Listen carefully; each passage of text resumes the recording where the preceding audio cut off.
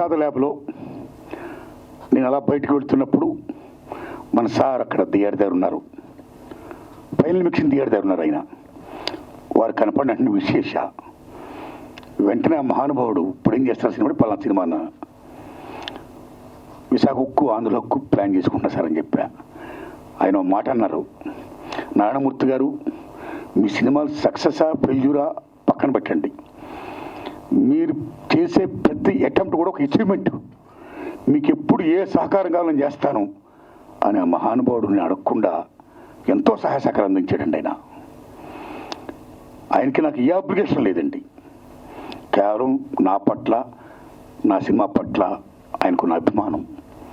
అందులో భాగంగా అయ్యా నేను యూనివర్సిటీ పేపర్ లీక్ అని ఎడ్యుకేషన్ సినిమా తీస్తున్నాను, దయించి మీరు చూడాలి, చూడటమే కాదు మీకు ఏమాత్రం నచ్చినా దయించి ప్రమోట్ చేసి నా సినిమా ప్రజలకు రీచ్ అయ్యేటట్టుగా హెల్ప్ చేయాలి అని నేను విజ్ఞప్తి చేయడం, నా విజ్ఞప్తిని మన్నించి ఆయన అమూల్యమైన టైంను కూడా నా కోసం వెచ్చించి నా సినిమాను చూసి ఈవేళ నా సినిమా గురించి ఆయన మాట్లాడుతున్నారంటే ఆయన నా హృదయపూర్వకంగా ధన్యవాదాలు చెప్తున్నాను. Thanks a lot sir. Please.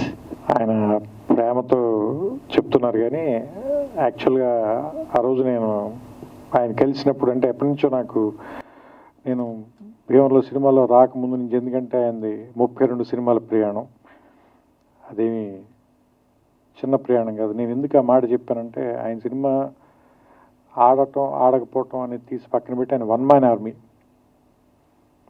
ఆయన దాంట్లో రాజు ఆయనే, సైన్యాధిపతి ఆయనే, సైనికుడు ఆయనే, అన్నీ ఆయనే. సో ఒక్క మనిషి సినిమా ఆలోచన పుట్టడం దగ్గర నుంచి దాని ఎగ్జిక్యూషను, దాని తాలూకు రిలీజ్ వరకు సినిమాని తీసుకెళ్ళి జనం ముందుకి థియేటర్లో సినిమాని ఒకే ఒక వ్యక్తి ఎంత ప్రయత్నం చేస్తున్నారంటే అది కూడా ఖచ్చితంగా ఏదో ఒక కారణం ఉండి తీరాలి సినిమాకి, దానికి ఖచ్చితంగా ఏదో ఒక ప్రయోజనం ఉండి తీరాలి, ఒక మాట మనం ఖచ్చితంగా మాట్లాడాలి, ఆ మాట వినపడాలి. అంటే నొక్కబడే గొంతుల గురించి మాట్లాడడానికి ఒక గొంతు ఉంది, ఆ గొంతు అందరికీ వినపడాలి. అది మనకు నచ్చచ్చు, నచ్చకపోవచ్చు, దాంతో మనం ఏకీభవించవచ్చు, ఏకీభవించకపోవచ్చు, కానీ వాళ్ళు మాట్లాడాల్సిన అవసరం ఉంది, అది మనం వినాల్సిన అవసరం కూడా ఉంది. లేకపోతే ఏం జరుగుతుందంటే ప్రపంచంలో ఏకపక్ష ధోరణి అనేది రావటం మూలంగా రాబోయే జనరేషన్స్ చాలా సంకుచితంగా తయారైపోతారు. సో అందుకని విభిన్నమైనటువంటి గొంతులు, విభిన్నమైన అభిప్రాయాలు, వీటిల్లోని బ్యూటీ ఉంది. సో అలాంటి ఒక పార్శ్వం, అలాంటి ఒక అందం ఆర్ నారాయణమూర్తి గారి సొంతం. అది ఆయన తాలూకు శైలి, అది ప్రత్యేకం. ఇప్పుడు ఈ సినిమాకి వచ్చినప్పుడు కూడా నేను సినిమా ఎలా ఉంది అని ఒకే ఒక మాటలో చెప్పాలంటే, నేను 2.5 గంటల పాటు వచ్చి ఫస్ట్ కార్డు పడిన వెంటనే 162 నిమిషాలు అనగానే నేను కొంచెం భయపడ్డా. అయ్య బాబు 2 గంటల 40 నిమిషాలు ఇప్పుడు కూర్చొని చూడాలా మనం ఈ సినిమా? ఫస్ట్ వచ్చే భయం. ఎందుకంటే కరోనా తర్వాత అందరికీ కూడా ఏ సినిమాని కూడా 20 నిమిషాల మించి 30 నిమిషాల మించి చూడలేనటువంటి ఒక ఏమంటారు దాన్ని, ఒక అది యాంగ్జైటీ అనాలా, అసహనం అనాలా, అలాంటి పరిస్థితిలో ఉంది ప్రపంచం మొత్తం. అలాంటి సినిమాని 2 గంటల సినిమా 2 hours ఇప్పుడు నేను చూసింది, 2 గంటల సినిమా చూస్తే క్షమించాలి సమయం తప్పుగా చెప్పే, 2 గంటల సినిమా చూసినప్పుడు నాకు చాలా ఫాస్ట్గా పరిగెత్తి వెళ్ళిపోయింది, సినిమా అయిపోయింది. దాంతో విషయం, ఇందులో ఉన్న విషయం పేపర్ లీకులు, యూనివర్సిటీలు లేదంటే కాలేజీ రోజుల నుంచి విద్యాబోధన ఇంగ్లీష్లో జరగాల, తెలుగులో జరగాల, విద్యార్థులు ఉద్యోగాల కోసం జాబ్ క్యాలెండర్ల కోసం వెయిట్ చేయటం, అక్కడ కూడా లంచాలు ఇచ్చిన వాళ్ళకి ఉద్యోగాలు వస్తుంటే మిగతా తాలూకు స్టూడెంట్లు కానీ మిగతా వాళ్ళ తాలూకు నిస్పృహ, ఇందులో ఏది కూడా మన ఇమ్మీడియట్గా ఉత్తేజపరిచే అంశాలు కాదు, ఏదో ఆలోచింపజేసేవు లేదా నిరాశపరిచే అంశాలు అయినప్పటికీ కూడా సినిమాని చాలా బలంగా పట్టుగా నడిపించారు. నేను అనుకోవటం అది మీ సిన్సియారిటీని అనుకుంటున్నాను. కేవలం మీ సిన్సియారిటీ మూలంగానే, అంటే మాకేదైనా లోపల ఒక లాంగ్వేజ్ వచ్చే లోపే మీ సిన్సియారిటీ వల్ల దాన్ని ఏం మాట అనలేకపోతున్నాం. అంటే మిమ్మల్ని ఎందుకు గౌరవిస్తారు అంటే అందరం కూడా, మేమంతా కూడా ఎందుకు గౌరవిస్తాం, మేము కానీ పాత్రికేయులు కానీ మీడియా కానీ లేదంటే ప్రేక్షకులు కానీ ఎందుకు గౌరవిస్తారంటే, మీ అభిప్రాయం నచ్చో నచ్చకో రెండూ కాదు, మీరు అది చెప్పే తీరు, దాన్ని దాన్ని మీ అభిప్రాయాన్ని మీరు ముందుకు తీసుకెళ్లటంలో మీకున్న నిబద్ధత, మీ సిన్సియారిటీ, దాన్ని మాత్రం ఎవ్వరు క్వశ్చన్ చేయలేరు. అది మాత్రం మీ సొంతం. అలాంటి వాటి కోసమే నేను ఇప్పుడు వచ్చి మీ పక్కన నుంచున్నాను. కేవలం ఏంటంటే మీ నిబద్ధత నచ్చే దానికి గౌరవం ఇచ్చే. ఎందుకంటే ఇంతలా రాజీ పడకుండా బతకటం అందరి వల్ల సాధ్యం కాదు, నా వల్ల కూడా. నేను చాలాసార్లు రాజీ పడ్డాను నేను. సో అందుకని ఏంటంటే ఇలా రాజీ పడకుండా బతకటం అందరి వల్ల అవ్వదు, కొంత జెలసీ కూడా ఉంది నాకు. అలా బతకడం అంత తేలిక కాదు. సో అందుకని ఆయన పక్కన నిలబడి ఆయన నా అమూల్యమైన సమయం అన్నారు, కానీ ఆయన తన సమయాన్ని వెచ్చిచ్చి నాకు సినిమా చూపించినందుకు, ఈ సినిమా గురించి నన్ను మాట్లాడమని నాకు అవకాశం కల్పించినందుకు నేను మనస్ఫూర్తిగా కృతజ్ఞతలు చెప్తున్నాను. ఈ నెల ఆగస్టు 22వ తారీఖున రిలీజ్ అవుతుంది. దీన్ని థియేటర్లో చూడండి. ఇలాంటి సినిమాలు ఎందుకు బతకాలి అంటే, ఆర్ నారాయణమూర్తి గారు మరిన్ని సినిమాలు ఇంకా తీయాలి. ఎందుకంటే అర్ధరాత్రి స్వతంత్రం నాకు తెలుసు, ఒరే రిక్షా నాకు తెలుసు, చాలా సూపర్ హిట్లు కొట్టారు మీరు. You're super star in your own way.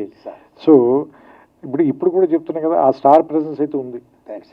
మీకు తెలుసో తెలీదో, మేము ఒక సినిమాలో క్యారెక్టర్కి మిమ్మల్ని అనుకున్నాం, కానీ నాకు ఎవరు ఏం చెప్పారంటే ఆయన చేయరని చెప్పారు.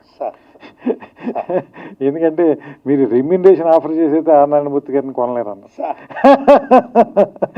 సో అంటే మీరు చెబితే ఎందుకు జనం ఇలాంటి విషయాలు మీరు చెప్తేనే ఎందుకు వింటారు అంటే, మీరు దాని డబ్బుల కోసం సక్సెస్ కోసం చెప్పరు, నిజంగా దాన్ని ప్రజలకు తెలియజేయాలని చెప్తారు కాబట్టి దాన్ని చూడడానికి వస్తారు, దాన్ని గౌరవిస్తారు. ఇప్పుడు నేను కూడా 2 గంటల పాటు నేను ఎందుకు గౌరవించి చూసి ఇక్కడికి వచ్చి మాట్లాడుతున్నానంటే దానికోసమే. సో ఈ సినిమా ఆడాలి. మీరు ఖచ్చితంగా నెక్స్ట్ సినిమా ఇంకా చాలా ఏమంటారు దాన్ని, కొంచెం ఎక్కువ డబ్బులు ఖర్చు పెట్టి ఇంకా మంచి ప్రొడక్షన్ వాల్యూస్తో తీయటానికి అవకాశం కలిగేలాంటి డబ్బులు ఈ సినిమా మీకు ఇవ్వాలని, అలాంటి సక్సెస్ వస్తుందని నేను కోరుకుంటూ, ఎస్పెషల్ ఇందులో నాకు ఆ గద్దర్ గారి పాట బాగా నచ్చింది. అది గదర్ గారు రాశారు, మీరు చెప్పిన తర్వాత నాకు ఇంకా ఆనందం వేసింది, ఎందుకంటే నాకు ఇష్టమైన రచయిత ఆయన. సో ఆయన పాట చాలా బాగుంది, ఆ పాట మాత్రం. సో నేను ఆ పాట మీరే పాడారేమో అనుకున్నాను, ఎందుకంటే వాయిస్ విని కొంచెం రాగా ఉంది వాయిస్ అయింది. సో అంటే ఆ పాత రికార్డింగ్ని వాడుకున్నట్టున్నారు మీరు, అందుకని that was a good song. తాత ముత్తాతలు ఆ song. And I like the film అండి, నాకు నచ్చింది సినిమా. సో మీ అందరికి కూడా నచ్చుతుందని ఆశిస్తున్నాను. మరోసారి మా కోసం ఇంత రాత్రి సమయం వరకు వెయిట్ చేసిన పాత్రికేయులందరికీ కూడా నా కృతజ్ఞతలు చెప్పుకుంటూ, నాకు అవకాశం ఇచ్చిన నారాయణమూర్తి గారికి మనస్ఫూర్తిగా నా అభినందనలు. అండ్ ఈ సినిమా సక్సెస్ అవ్వాలని నేను ఆకాంక్షిస్తూ ఆయనకి నా శుభాకాంక్షలు తెలియజేస్తున్నాను. అయ్యో మీరు అలా అనకూడదు. Thank you sir, thank you all, thank you. And ఇంకొకటి, ఈ సినిమాలో అయినా ఐ కాంట్ బ్రీత్ అని 1-2 సందర్భాల్లో చెప్పారు. అంటే ఎందుకు అంటే ఉక్కిరి బిక్కిరిగా ఉంది. ఎవరికి ఉక్కిరి బిక్కిరిగా ఉంది అంటే, ఈ సినిమాలు చూస్తుంటే నాకు అనిపించింది, పిల్లల చదువుల కోసం, వాళ్ళ భవిష్యత్తు కోసం వీళ్ళ వర్తమానాన్ని తాకట్టు పెట్టిన తల్లిదండ్రులకి చాలా ఉక్కిరి బిక్కిరిగా ఉంది. దీని విష సంస్కృతి అనాలా, లేదంటే ఇది మనం దేని వెనకాల పరిగెడుతున్నాం, చదువు వల్ల వచ్చే సక్సెస్ వెనకాల, లేదా నిజంగా జ్ఞానం వెనకాల పరిగెడుతుంటే ఇంత డబ్బులు విసిరేసి ఎందుకు పరిగెత్తాలి మనం? ఆ క్వశ్చన్ అయితే మాత్రం వచ్చింది సార్.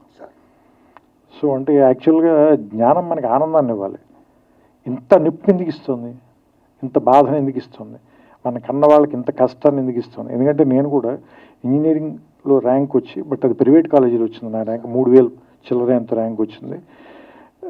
మా ఫాదర్కి మేము 9 పిల్లలం, ఆయన చదివించలేను అన్నాడు.